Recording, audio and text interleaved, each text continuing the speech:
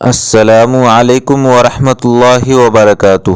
دوستوں، آج کا سوال یہ ہے کہ واٹس ایپ پر میسج کرنے کے بعد بھیجنے والے اس میسج کو پڑھنے سے پہلے ڈیلیٹ کر دیتے ہیں۔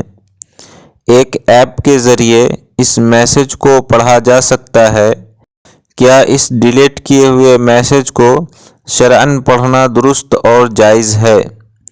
جواب یہ ہے کہ اس ڈیلیٹ کیے ہوئے میسج کو پڑھنا شرعاً جائز اور درست نہیں ہے، اس لیے کہ بھیجنے والا اس میسج کو چھپانا چاہتا ہے۔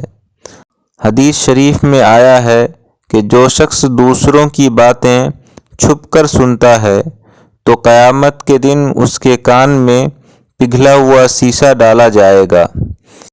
اس لیے ڈیلیٹ کیے ہوئے میسج کو پڑھنا اور سننا شرعاً درست نہیں ہے۔